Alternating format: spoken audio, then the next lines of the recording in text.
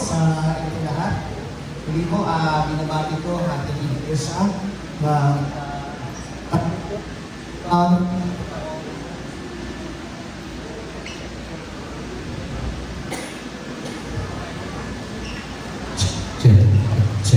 check.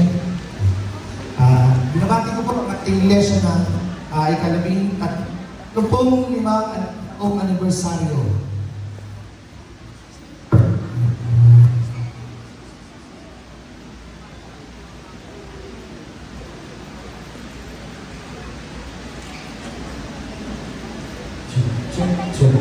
Check.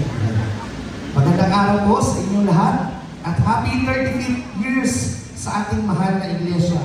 Today, we gather not just to celebrate another years of God's goodness, but to reflect deeply on what it truly means to have the Lord as our matibay na sandigan, our firm foundation, our strength, and our unshakable refuge. Church, as years goes by and see another New Year's birth, we witness how vast and how great our Lord is. Patunay na ang ating Diyos ay tapat at tunay sa kanyang salita. We've seen changes physically. Dating small church lang tayo. Ngayon, large church na. Our surroundings and weathers. During summer, natatandaan nyo, umuulan po sa labas, sa loob din, umuulan. Hindi na ako lalayo. Dati nanghihiram lang tayo ng mga gamit sa ibang church para lang tayo makaganap ng ganitong event. Pero through His grace, dati bilang lang ang church members natin. Ngayon, kung nakikita nyo, yung paglago ng iglesia talagang nakikita natin, di ba? Since the head of our church is our Lord Jesus Christ, ang katapatan niya ay sagad sa kalangitan. Hindi niya tayo pinababayaan. He heard our pleas, cries, and prayers. Kaya wala tayong ibang gagawin ngayon, kundi ibalik sa Kanya ang nararapat na papuri at pasasalamat. Isayin ko lang din, church, yung John chapter 10, verse 28.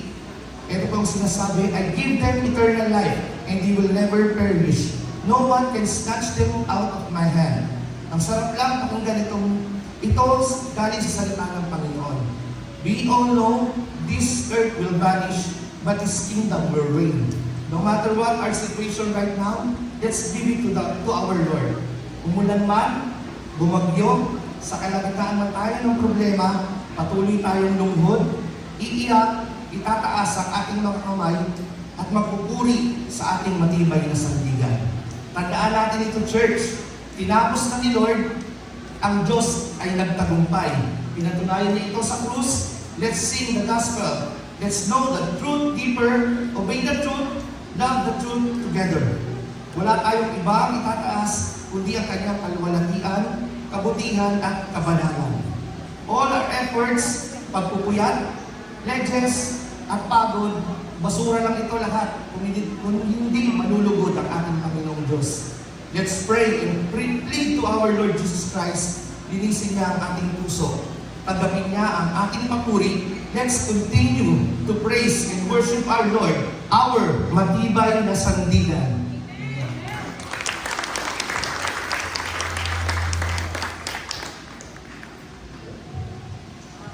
Salamat, Chairman.